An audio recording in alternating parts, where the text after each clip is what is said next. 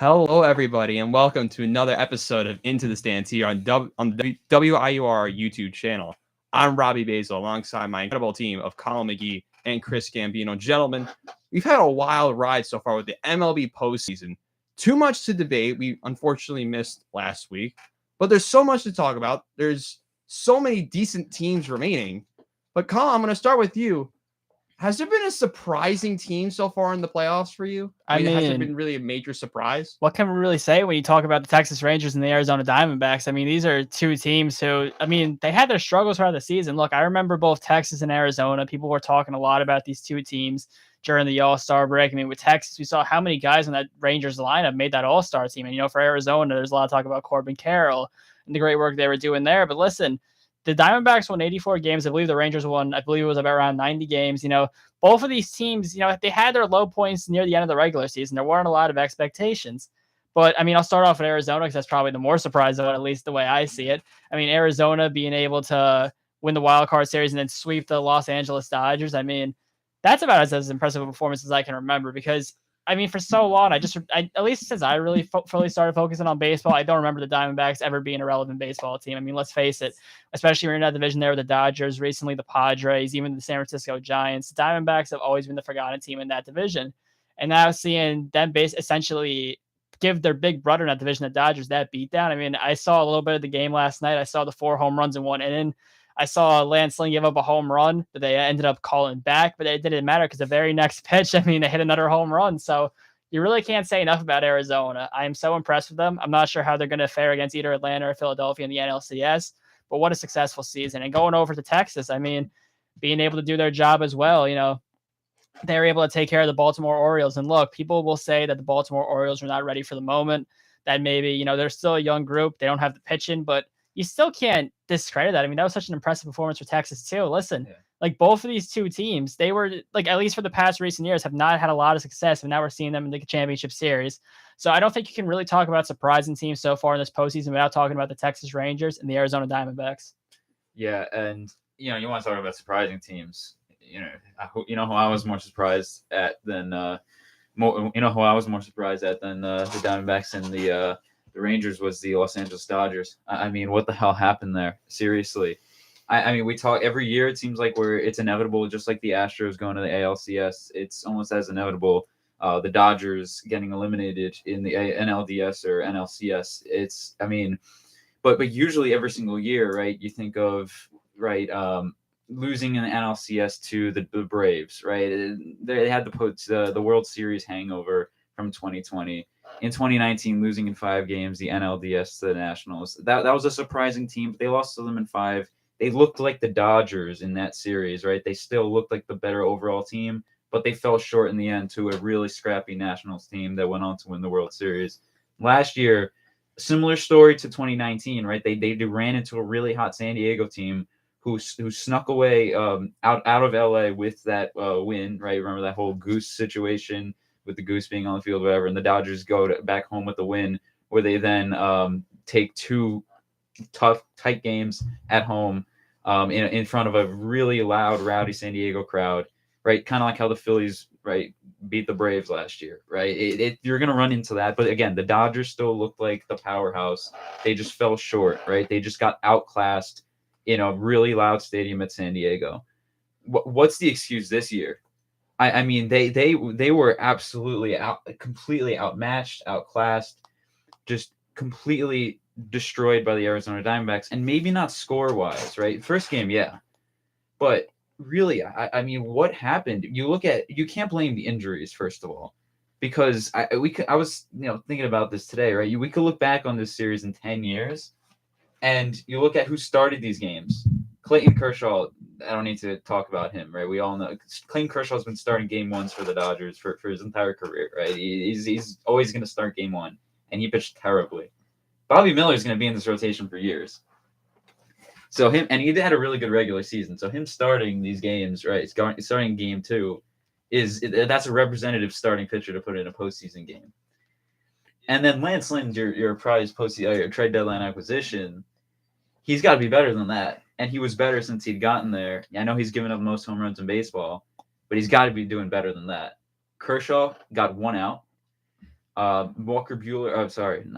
Bobby Miller did not do good in the first inning, and then Lance Lynn looked okay until he gave up 4 home runs in that third inning, where he was just like 4 non-competitive pitches, just getting crushed out of the park. It was batting practice in Arizona, and well, the other person, the other 2 players that I'll blame here in the lineup.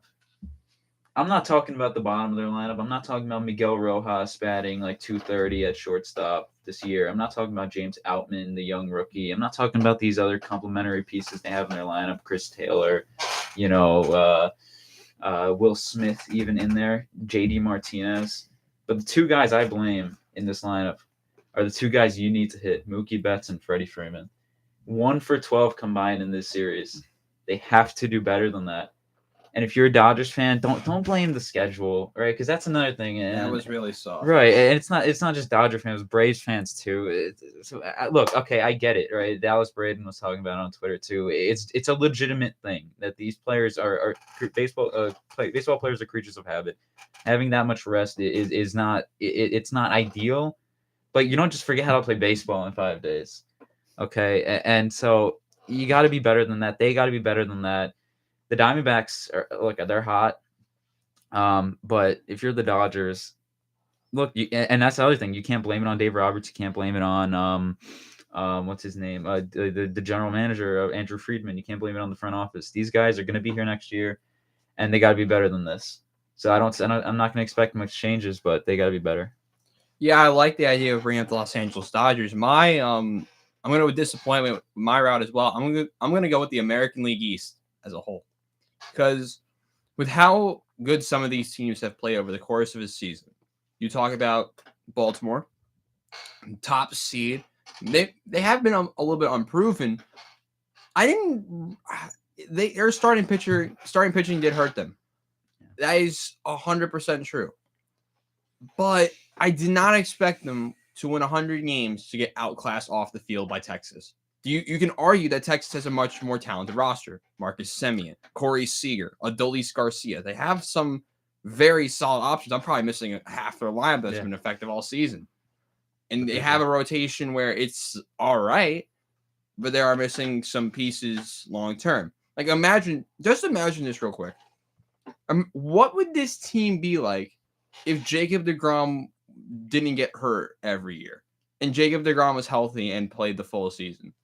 Imagine how much better this team would be. One, they would have won the AL West. And it was their fault that they're in the situation that they're in. They had to play a 100-win team because they basically choked away the last couple months. It felt like their second half was not very good. Yeah. So, as a whole, the Texas Rangers were better than the Baltimore Orioles. Right. You can go back to the wild card rounds where the Rays just barely had any fans in their stadium, but that feels like a tradition at this point. Yeah, that's a problem. Which is a massive problem. And it's going to continue. Absolutely. They're opening them the new ballpark. Oh, yeah.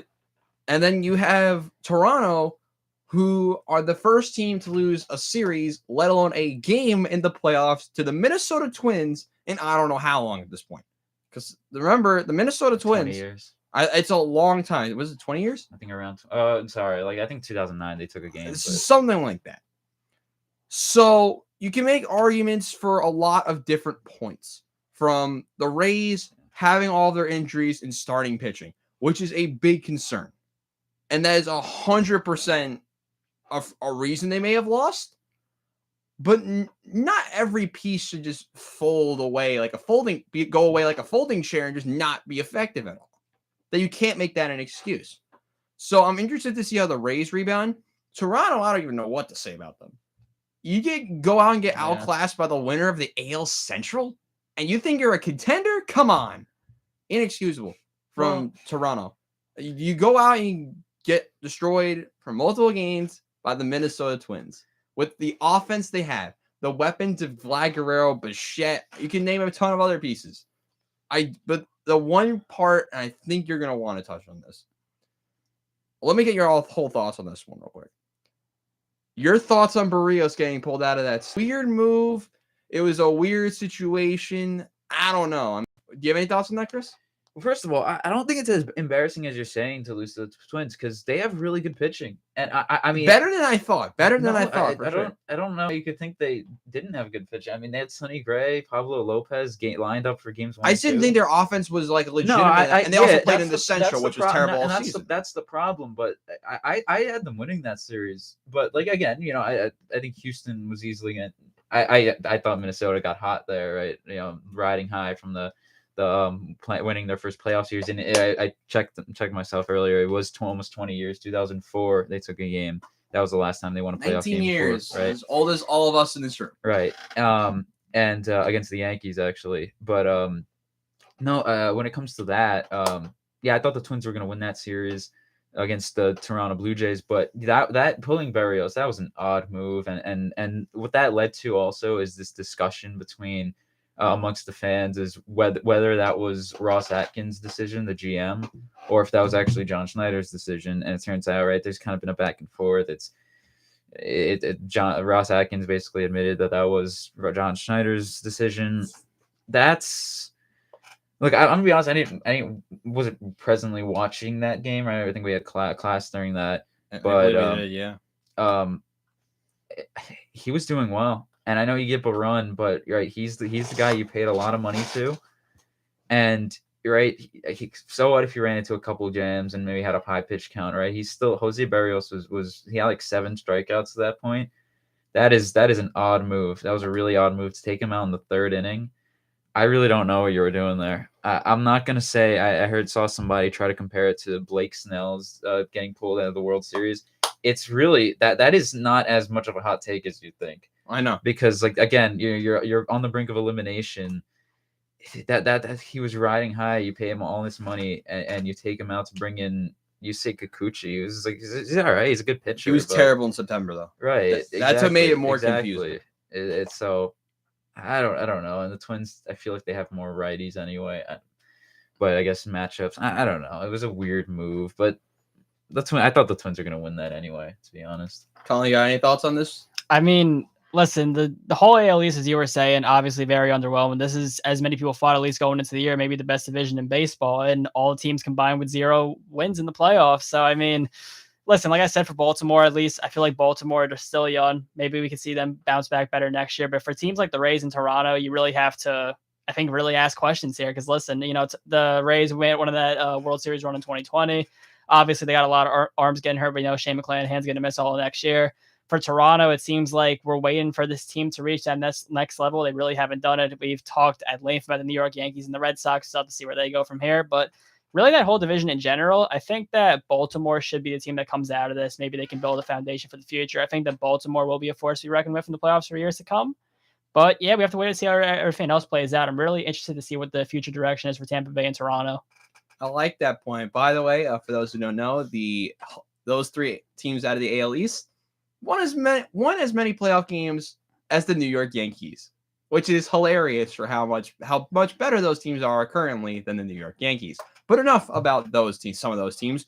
We have to talk about the teams remaining.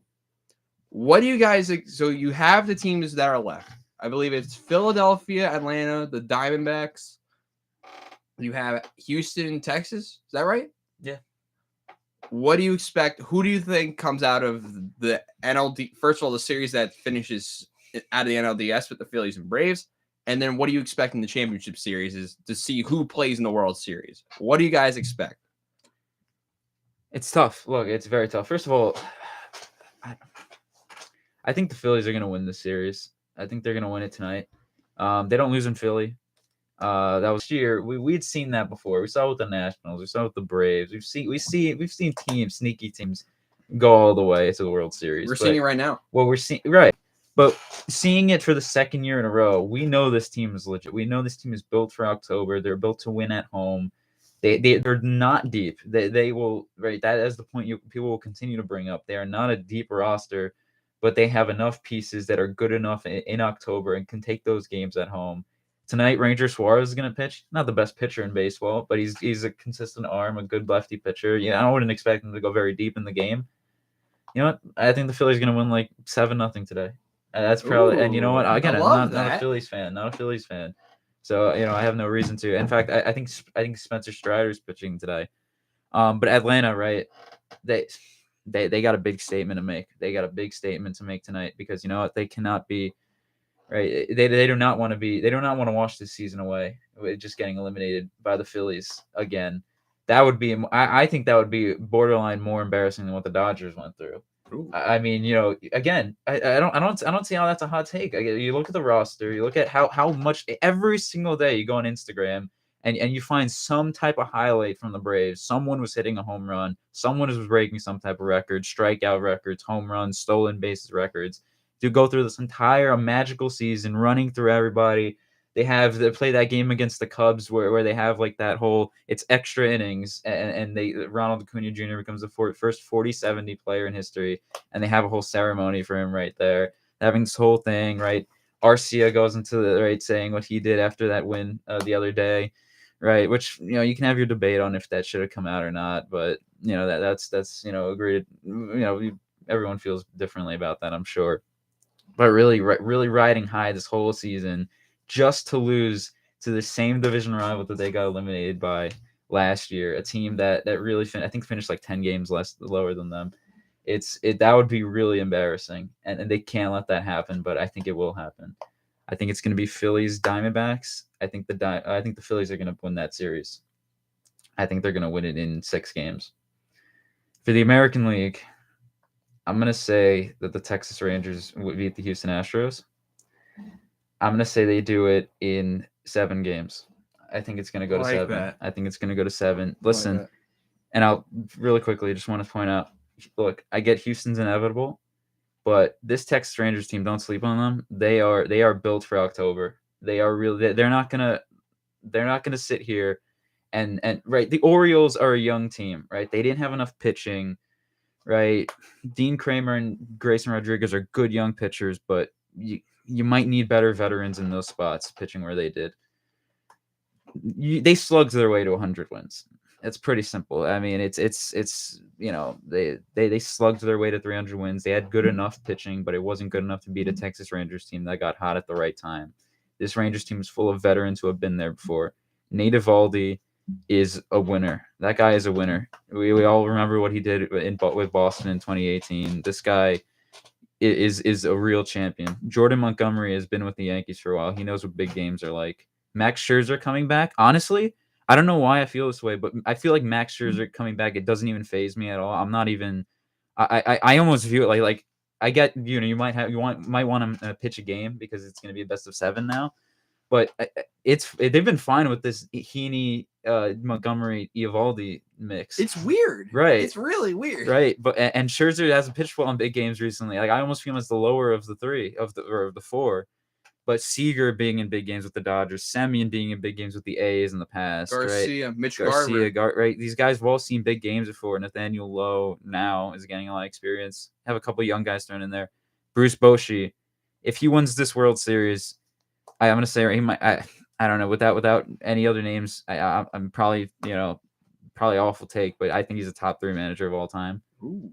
I mean, with what he did in San Francisco, bringing a first championship to Texas. There's a big reason why it's changed from last year to this year, and it's a lot with the free agents they brought in, but he's a big one, right? He knows how to help a team win a postseason. This team is built for October. It's not ideal.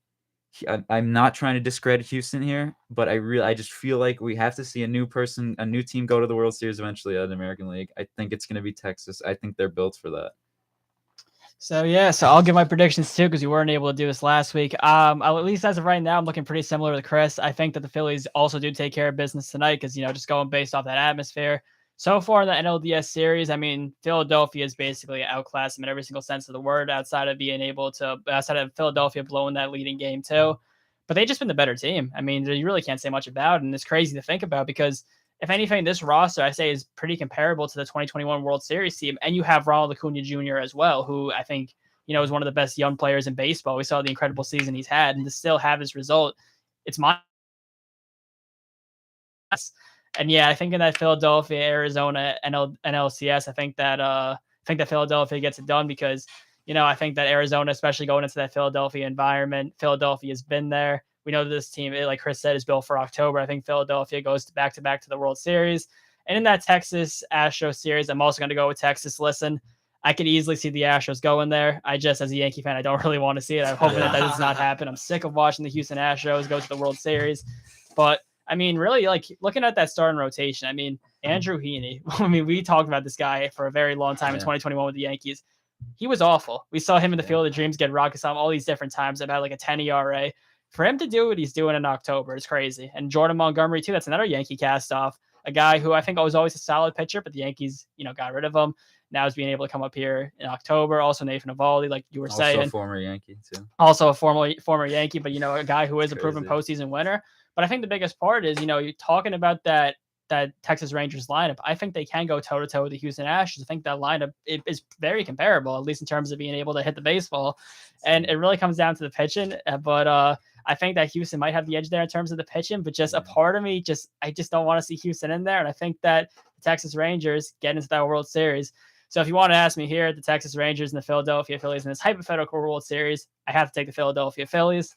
I think that this is a team that, is going to avenge what they lost last year. I mean, they made that series against Houston much more competitive than I think people would have thought it would have been. I took that to 6 games. People would have thought that the Astros were definitely the better team. I think that the Philadelphia Phillies, I think that Bryce Harper wins the World Series MVP. We see him coming up as really such a big postseason performer. I think Philadelphia finally gets that baseball championship for the first time in a while.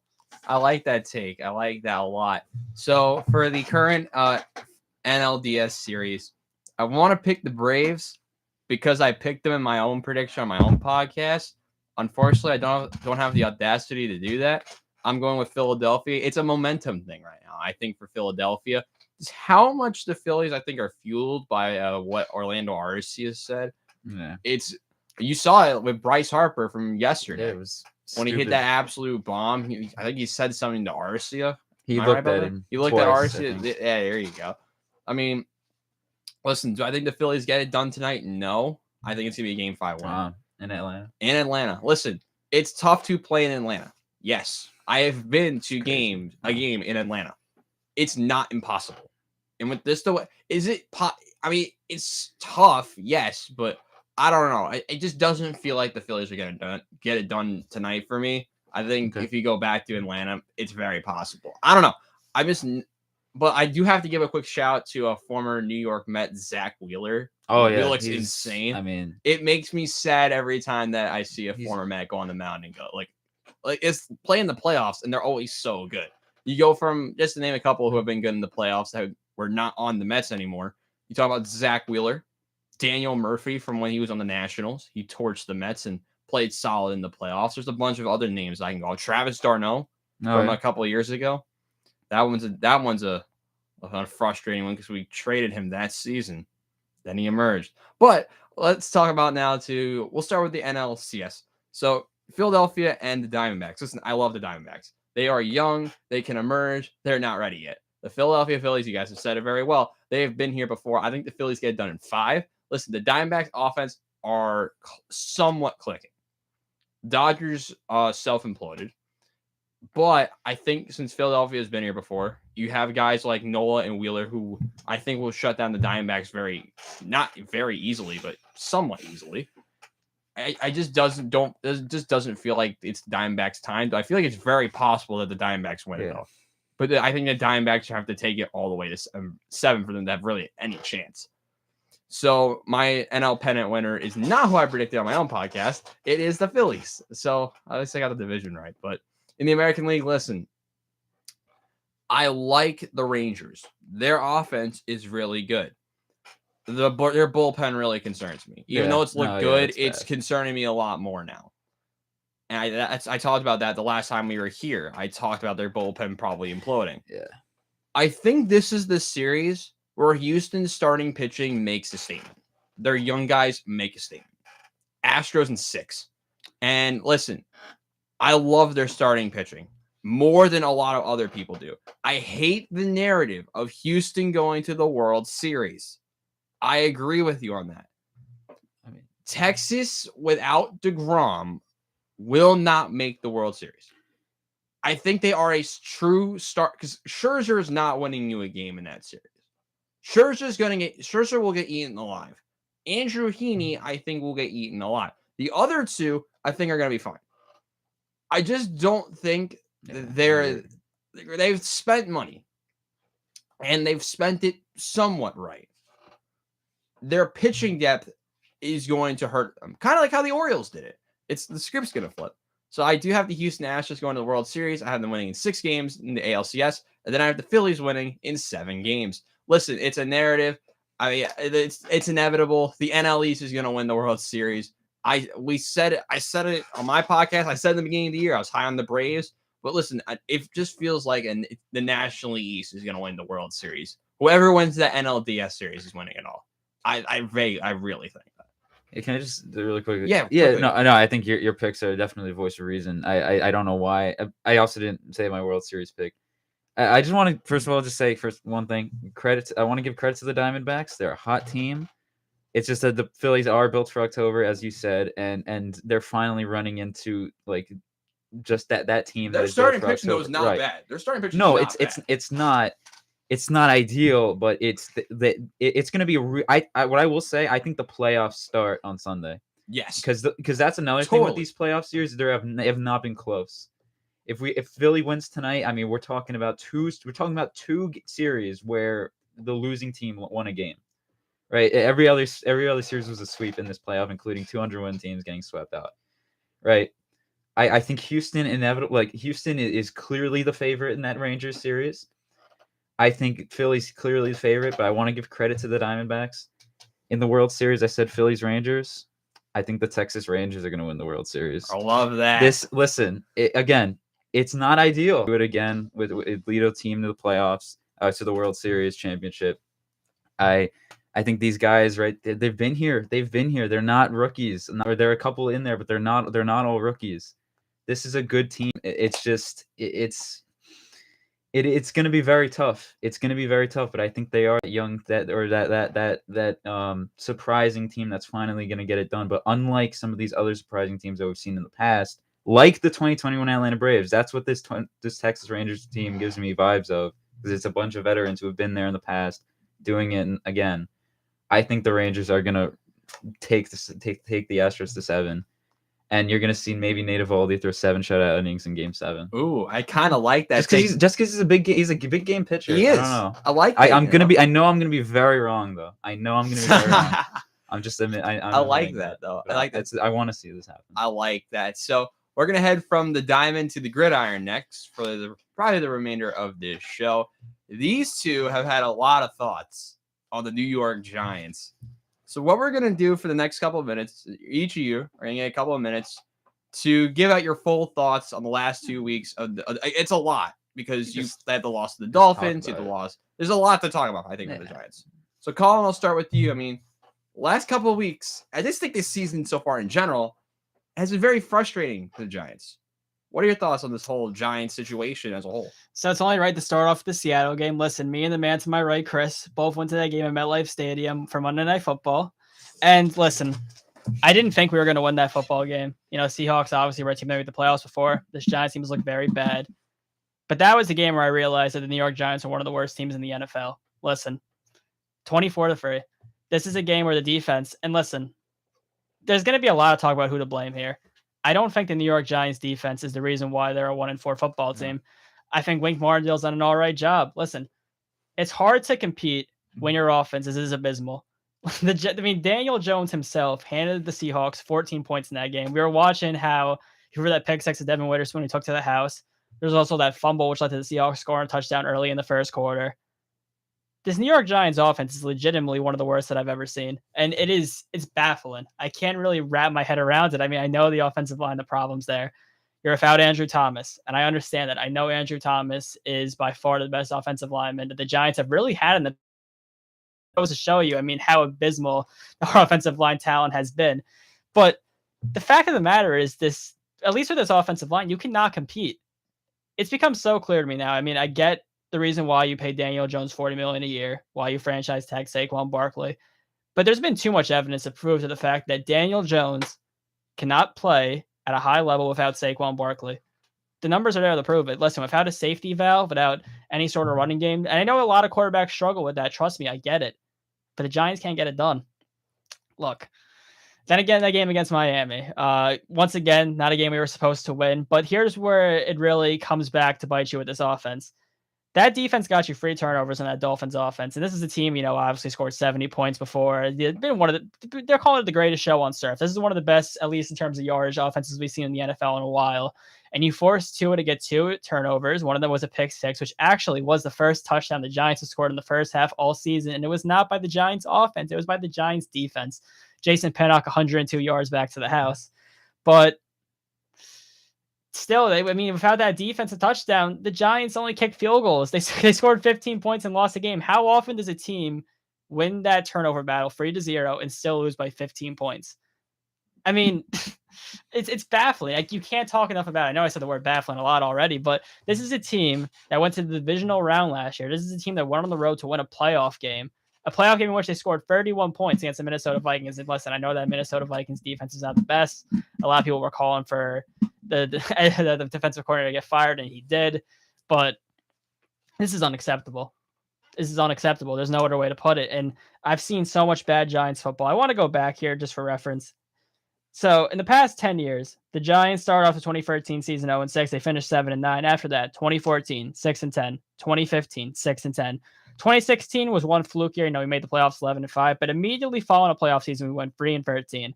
Then it was 5-11, 4-12, 6-10, 4-13. The playoffs last year, now 1-4. What's the common theme here? The Giants cannot consistently be a good team in back-to-back years. No matter what, they'll always fall back to the basement of the NFL. And this is supposed to be a team that is one of the more flagship organizations in the NFL. This is a team that has won 4 Super Bowls, has so much history behind it. And no matter what, the product has not been there. But do not get me wrong. And I've seen a lot of conversation about this online recently. People were getting ready to fire Brian Daboll. That is the absolute worst possible move you can make, because listen, the Giants, at least when Daboll first got hired, no one expected them to win those 9 games and make the playoffs. People kind of expected that to be more of a year like we're seeing here, and then they would develop into better. I think it would set the Giants back at least 5 years if you fired Brian Daboll. I think he's the right guy for this job right now. I think he's a guy who's proven that. Because listen, that Giants roster was not talented last year. So what would be your explanation as to why they made the playoffs? I think it was because of coaching. And listen, the coaching is being a problem right now, but it's hard to compete, especially without an offensive line. And in the Miami game, we saw Daniel Jones get hurt. It was about time already. Seeing as how he got sacked 11 times against the Seahawks. I think it was up to 6 by the time he got hurt against Miami. And now he's going to be out for Sunday Night Football. There's also talks about possibly Darren Waller being out. So it's looking like we're about to see the Giants on yet another primetime game, trotting out Tyrod Taylor and Saquon Barkley against that Buffalo Bills defense and against the Buffalo Bills in general. That's going to be another blowout. Don't get me wrong. This team, I think the season's effectively done, unless you can prove to me you can really beat. We have a stretch coming up against Washington, the Jets, the Raiders. All those teams I still, for the record, I think are better than the Giants, at least from what we've seen so far. But if you want to even at least be somewhat a competitive team, you maybe have to win some of those games. But all evidence shows they're not going to do it. And I know the schedule has not been forgiven. I know a lot of these teams are very good. I know Dallas is good. I know that San Francisco's great. I know that Miami's great. I know Buffalo is going to be great too. But you can't be this uncompetitive, even if you're not on the same level of those teams. Just the fact that I'm going into these games not even expecting the Giants to at least make it a ball game. That's when it's most damning moment. I saw a tweet recently that said that the Giants offense is almost as pathetic as it was at the end of the 2021 reign with Joe Judge, with Mike Glennon and Jake Fromm trotting out at quarterback. And honestly, it is. I don't have any faith in this team at all to march down the field and score a touchdown. It seems like Graham Gano is really the only source of offense. You just have to pray that we can get within the 35-yard line, and Graham Gano can kick you a field goal to maybe add some points on the board, because that's all we've seen so far. It's almost as if that first game against the Cowboys, second that field goal got blocked, all the team's momentum went in the opposite direction.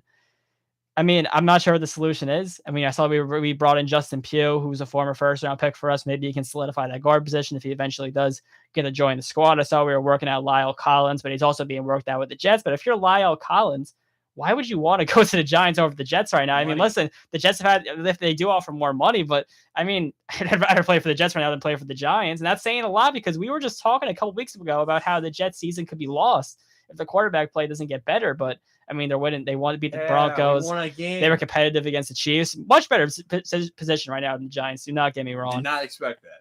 Neither did I. But listen, the Giants, really, you have to suspend all your expectations for them, because this is just who they are. They're not a team that can consistently win. We see Philadelphia and Dallas consistently in the NFC East. at least win 8, 9 games, stay competitive. For the Giants, all those years I mentioned, we have not won the NFC East since 2011 when we won the Super Bowl. That's the last time we won the NFC East. We got second place in 2016, third place. But outside of that one season in 2016 and 2011, we finished in third and fourth place all of those years. It's unacceptable. And I don't want to hear the excuse that, Eli Manning started off his career slow too. Daniel Jones is not Eli Manning. Don't give me that. He's not.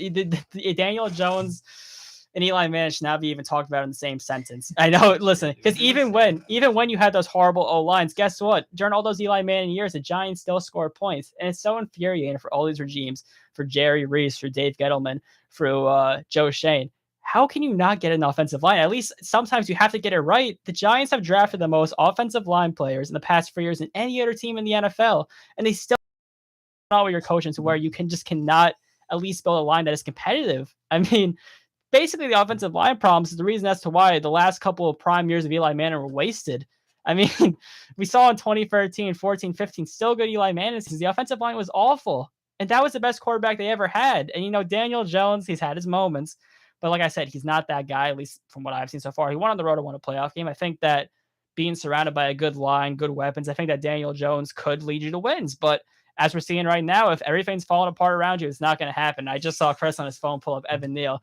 Don't get me started on Evan Neal. So he came on and made a comment about how Giants fans who booed him, which would also include me, because do not get me wrong, during that Seahawks game, I were booing them on the field because, let's face it, the product was awful. I was booing the Giants. Evan Neal said that fans who booed are people who flip hamburgers and hot dogs.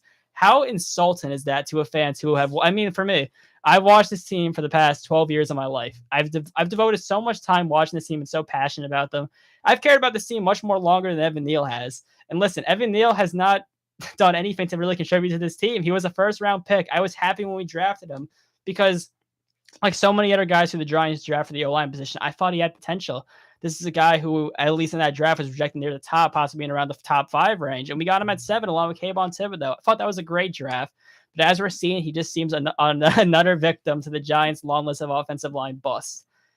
And it's just so disheartening to see. I can't say enough about it. I mean, all I hope is that Brian Dable cannot be the scapegoat for this. You cannot get rid of Brian Dable. If they get rid of Brian Dable, I don't know what the direction this franchise is, because how many times can you keep going for this cycle of firing head coaches and bringing them back?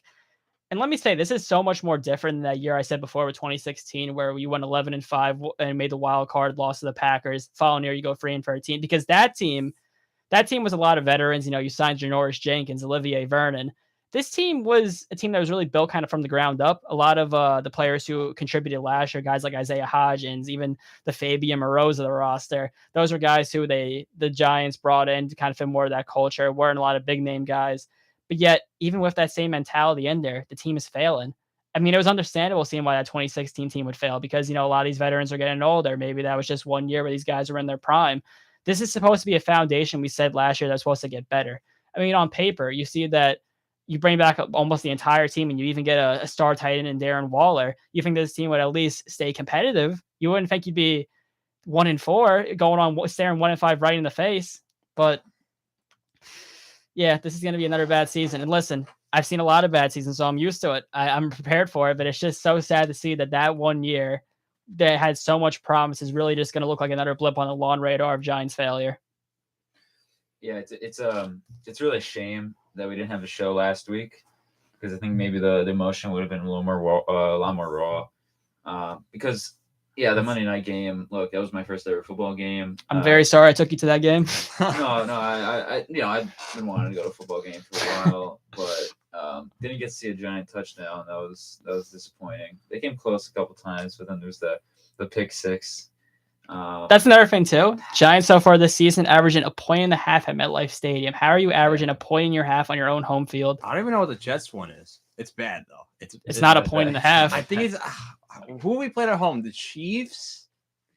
Who else? Anyway, you were still in Buffalo. NFL offense. That's the so point. We scored about per quarter like 7.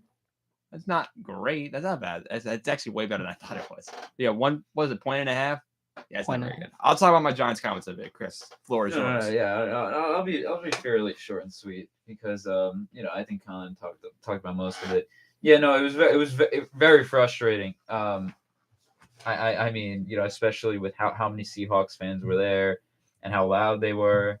And then towards the end of the game, I remember we got the chance to go down a little lower, to you can see some NFL action from a field level standpoint, and just a sea of Seahawks fans. And Chris, I going want to talk crazy about with something their else. Remember chants. how we overheard a fan say, "Oh, but we beat the worst team in the league." Right? How quickly does your reputation fall to where you're a team that made the division round saying you're the worst team in the league? That is, it's mind blowing. It is, and the problems lie solely with the offensive line and Daniel Jones. I don't think that. Look, I think Daniel. I understand Daniel Jones with a better offensive line with Saquon Barkley is a lot better, and I think that's why they gave him the contract. I think that's why they brought him back, because last year he was solid with these pieces, but you can't be paid $40 million and need everything to be perfect around you. That's what great quarterbacks do. Great quarterbacks elevate. Daniel Jones has never elevated a team once in his career. Now, the argument to that, which there were still other quarterbacks out there, I guess the argument that they brought out was, what was the other option? Because this is something they can get out of next year. Yes. Right? So I think that was their, what they looked at. I don't know how you don't. What I'm saying is, I guess what I'm trying to get at is I don't know how you view Saquon Barkley as being, because we all knew Saquon Barkley was crucial to Daniel Jones' success. We knew this last year. Yet you go through the situation you do with Saquon Barkley in the offseason with contract-wise. I still can't get that taste out of my mouth. I mean, I would have much rather the situation be reversed. And listen, I know it's not smart to pay running backs, but you can't unquestion the fact that Saquon Barkley is the heart and soul of this team. I think Saquon Barkley should have got a multi-year contract, and Daniel Jones gets a franchise tag. But listen, that's besides the point. And I guess again they thought, we'll do this next year. Maybe I guess they thought they found something in him, and that. But then again, right? You give him this 4-year contract. Did you add that second-year option so that if they did stink like they do this year, that you can try to get that an all-time quarterback at the draft and get out of this, or if they did really hit a home run with Daniel Jones, that they'd have him for another 4. I don't know. I really don't know, but it is something they can get out of. And listen, I'm not the biggest college football fan, but I think it's pretty obvious that if you're gonna have a poor season, this is the year to do that, because there are some pieces at the draft that if this team is finishes with one of the worst 5 records in the game, that they can get a pretty good player. In a certain quarterback coming out of USC comes to mind. Exactly, and now I mean you have to imagine. Obviously, it's what's crazy about that is how far the draft is in April rather. Sorry, and. We're not even a Halloween yet, and we're talking about the draft. But that's just the thing. It's happened so many times to the point where it almost seems like that's just what the Giants are. It's like tradition at this point. Tradition. So it's like, this past Sunday felt like a wash for me, really, as a fan. I know it was very frustrating, but I just I didn't expect them to win that game. Miami has glaring issues, right? Tua practically handed them the ball in that one of those picks, and then for Pinnock to have that 102-yard touchdown is just ridiculous. That can't really happen for a team that's trying to win a Super Bowl, but they're obviously in a much better spot than the Giants, and their offense clearly showed.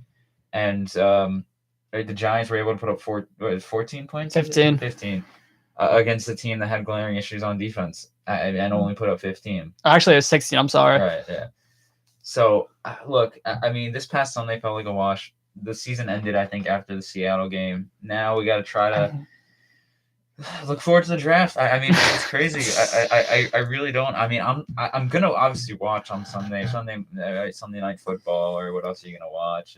Maybe Tyrod Taylor gets a revenge game against his old team. Maybe, who knows? It's possible. But not make the playoffs. It's probably just worth it to just tank on the season and just give up at this point. But yeah, as you mentioned a few times in there. And then one more point, and then I'll hand it off to you, Robbie. Really quick. First of all, right, Brian Dable's not the problem. I think you hand Brian Dable, a young quarterback. Say the Giants do somehow get Caleb Williams, right? I think having Daniel Jones start and Brian Dable here as a head coach, I think that's a good situation for Caleb Williams. I don't think you would bench Caleb Williams. I'd bench Daniel Jones for Caleb Williams, but but I'm just. I don't know. With how much they've done with Daniel, they'd probably give him like a Derek Jeter retirement tour. Yeah, I don't know. Or maybe it would be like when Daniel was like in his rookie year, like let him start, but then because Daniel did well in preseason when he was a rookie, so I guess maybe just hand it off to Caleb midseason. I'm not sure. But once again, I mean, it's just insane that we have to talk about this, and we're not even on Halloween yet. But yeah, to end it off, Evan Neal. Really, I think everyone saw the Don LaGreca rant. Don LaGreca is known for his rants, but that was one of his best, probably his best ever. Because reason for that, reason I love his rants so much is it's so genuine, right? He's the voice of the fans, really. He understands what it's like, and really there was no debate in what Evan Neal said. What he said was egregious and extremely condescending. And I can't, I have no words. I really have no words. I don't know how you can say that. It makes no sense. It's not logical in any way, shape, or form. Because first of all, these are the fans who would come out. Right? These fans have been here, as Don LaGreca said in his rant. These fans have been here before you. They'll be here. They'll be here after you. Also, to call them hamburger flippers and burger and hot dog flippers, and to say that we are sheep and he's the lion, I guess. Really, I hate to do this, but I hate to be this guy, but in his apology, he said something like, I came from humble beginnings, so I understand what it's like. I shouldn't have said a comment like that. I just think it's insane how you can acknowledge that you come from humble beginnings and still come after people who are really trying to work hard to make a living, right? And belittle the people who support you the most. Exactly. And first, what people bring up is like, oh, there are a lot of doctors in the audience, there are a lot of lawyers and whatever. Yeah, sure, obviously. But what's wrong with working at a fast food restaurant? Like, as if, like, I think it's obvious. I don't think it's anyone's dream, but these people are working hard to earn a living. And it's really an honest living. It's really just like these people. I mean, it really just such an awful thing to say. Really, such an awful thing to say, and it's really insane how you go from being a hardworking young man and going to Alabama, being a great football player, and you should be the role model to these people, right? You should be the role model to people, right? To these people who are trying to get to the top, like you have. Like, why are you now belittling your fans? It's really just an awful statement. I'm sure he can be forgiven if he plays better, because that's the first thing he has to do. But it's going to be harder. I got to say, it's going to be tougher to root for the guy after making comments like that. That is really bad. I mean, that's really about as bad as of a quote as I can remember a player saying to fans that I've ever seen. Giancarlo Stanton, Joey Gallo, Sonny Gray. Joey Gallo, I'll mention him, because when he left, he was saying like he was like complaining. He was like, oh, I can't even walk in the streets now because I think I'm going to get these fans hate me so much. All right, it's clear these players don't like when they get booed. That's obvious. But to say that about the fans, to come after them and criticize them in that way, to bully them, really, that was bullying from Evan Neal. That is such a terrible statement. Absolutely not what we needed at this point in the season. That's it for me on the Giants. All right. My quick thoughts on the Giants, because these guys have said it pretty well the last 15 minutes or so. For the Giants, just two thoughts. My first one is I want to see the Giants, if they want to be bad. I've seen this issue happen with Jets teams in the past where they're out of the hunt. Still, then they can be competitive and go out and win games and ruin the possible tank. Have a direction, execute it, and listen, I think there's 2 top QBs in this class. I think there's some decent ones in the 10s. I get what you're saying, but I think it's hard for a coach to at least try to give up on the roster, especially one like Brian Dable, who had previous success. I mean, I get you want to try to lose games, but you can't really come out and say like, oh, let's lose the game. You can't. Okay, let me reword it then. You can't go out and say it, but I think if the Giants have an actual direction and want to be bad, they have to have the direction and like not intentionally try to lose. Don't do what the Jets did and run like cover zeros on the last play of the game against like the Raiders. But listen, I'm worried about that. I'm worried about Saquon Barkley, guys. We haven't touched on this yet. Saquon, he's on a 1-year deal, right? Yep, got the franchise tag. So what happens to him now? Because does he stay? I mean, listen, I think if you get one of the top 2 QBs, which I think are Caleb Williams and Drake May, which I have a lot of concerns about Drake May. I think he is a possible clone of Mitchell Trubisky, which is controversial because he is much better than Mitchell Trubisky. However, I think the Giants are in a spot where, yes, they have a roster that can possibly contend, possibly in the future. I think there are a lot of great pieces on this team. If they stay the course and be bad this year and go out and get, I think they're a quarterback and a couple pieces away from actually like being back in the playoffs. Their quarterback playing with Daniel Jones has been subpar. I'm wording that kindly, in my opinion. Subpar is a kind way to put it. Saquon Barkley, he's been injured. They've had injuries. That's true. But this, I don't even know. I mean, these guys have said it best. I mean, they're not playing up. They're not playing up to their potential at all. Absolutely not. And the comments from Evan Neal, just briefly saying it like this. I'll just say these couple of words. What the hell are you doing? Why would you go out and shame your fans like that? That's my thoughts on that. But we'll head to quickly for my green and white on what the Jets have done. One is not to diss the Giants, but we actually won a game the last 2 weeks. But a lot of teams can say that compared to us. Yeah, I know. But so let's go through the last 2 games. The Jets lost to Team Taylor Swift, which is, for those that don't know, the Kansas City Chiefs. And my thoughts on this game are, one, Zach Wilson is proving a lot of people wrong. This guy is competent for the first time in like a year plus. And I'm saying that a year plus. Yeah, no, it's ever. No, there was like 1 or 2 games like his rookie season. Last year, he had a couple of games where he looked decent, but you really I think that was the best game of his career. Yes, he's played. Yes, yeah. I think it's the best game, and this is for those who really know the Jets. This is his best game, I think, since that Tennessee Titans game back in 2021, where he threw for over 200 yards. I believe it was over 200 yards, and led a game-winning drive where he threw game-winning drive. Should have been game-winning drive. We got away with. We had a lot of penalties at the end of the game against Tennessee where they missed the field goal with like no time left. It was one of the worst overtime games I've personally ever seen. So Zach Wilson is taking the right steps, and I love it. I have been praising this dude on this show for how long now? Ever since I've gotten a lot of criticism for it. But the best part about it is, here's my favorite stat. In his first 24 career starts, Zach Wilson only threw for a 70% completion rate once. Now, take this with a grain of salt. His offensive lines, kind of like the Giants, have been, I think, awful is an understatement, for how many injuries they had. And they just lost Elijah Vera Tucker, which is a much bigger impact to the team than Jets fans will think in the short term. Zach Wilson has now thrown over 70% completion in the last 2 weeks against the Chiefs and the Broncos. Now, granted, the Broncos one, kind of not as impressive. The Chiefs one, I think, is impressive enough because it was a big primetime game. And listen, did he lose the Jets the game on the fumble? Not really. The first quarter is what lost the Jets the game against the Chiefs. You go out, you'll have 17 in the first quarter. No one deserves to win a game after you drop 17 in the first quarter. They were able to limit Travis Kelce. They're able to make a big-time adjustments. They're able to cause chaos, cause some turnovers. But there were some Jets drives where you're like, they could have scored a touchdown there. They could have scored a touchdown there. And it carried over to the game with Denver. Jets went into the red zone 5 times against the Broncos. How many touchdowns did they have? 0.